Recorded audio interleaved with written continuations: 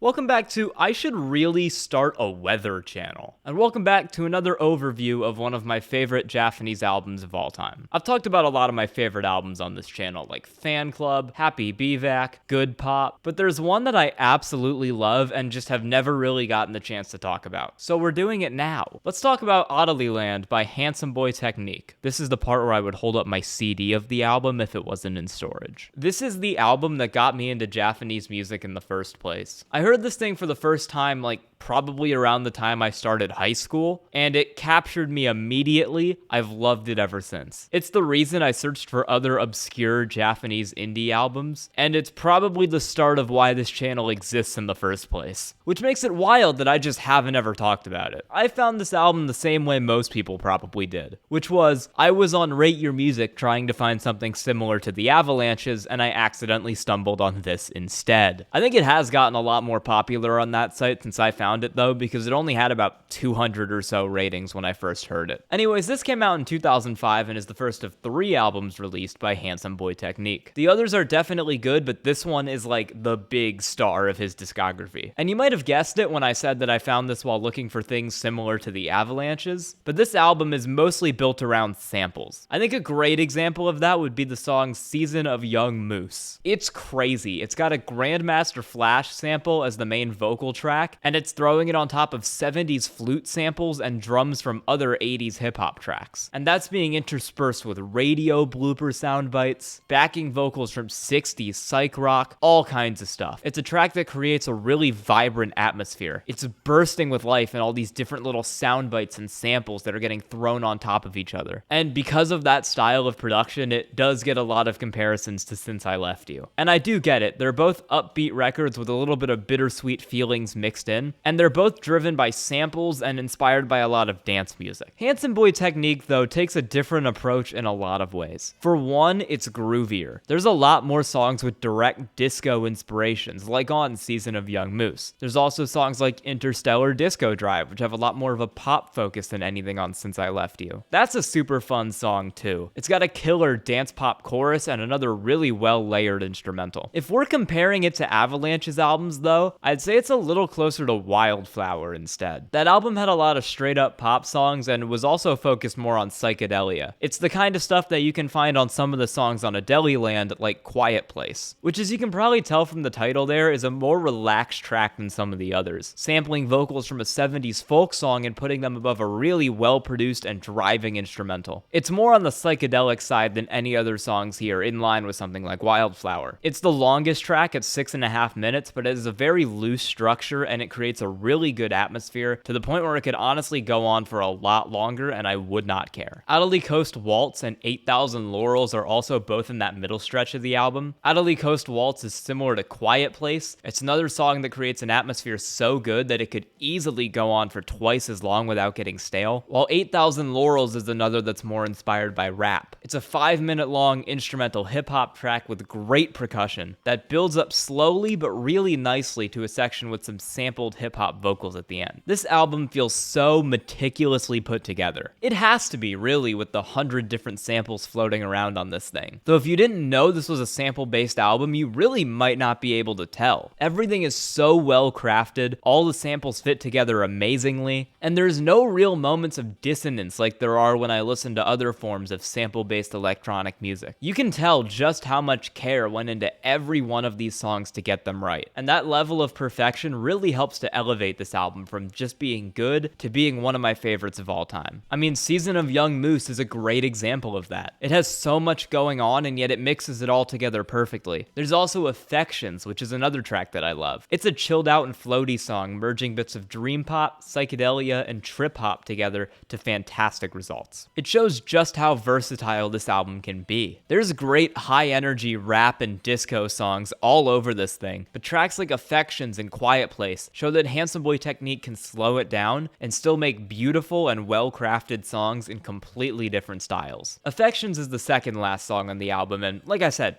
it's great. But it does get a bit overshadowed by the closing track and my favorite song on the album, Your Blessings, which is really just a monster of a track. This is ripping vocal stretches from a 60s pop country song and using them as if they were done specifically for this track. It's got these huge thumping drums for the chorus, and it's playing them over psychedelic horn samples that are placed in the background. It all builds up to this fantastic chorus. It's big, it's loud, it's the climax and the highlight of the entire album. It is absolutely amazing, and it completely shifted my perceptions of sample-based music, that a song like this could even be put together like that. It's so impressive, and again, it wouldn't have worked nearly as well if the production wasn't immaculate. This album is amazing, and I think it's a highlight of Japanese music in general. I think sites like Rate Your Music have helped this album to find more traction. I mean, these songs are actually over 1,000 plays now, which they definitely were not a couple years ago. But this thing is still flying way under the radar. And I want to change that because it is one of my favorite records of all time, and it's a big reason why this YouTube channel even exists in the first place. I love it. I think you should check it out, and I hope you can love it as much as I do.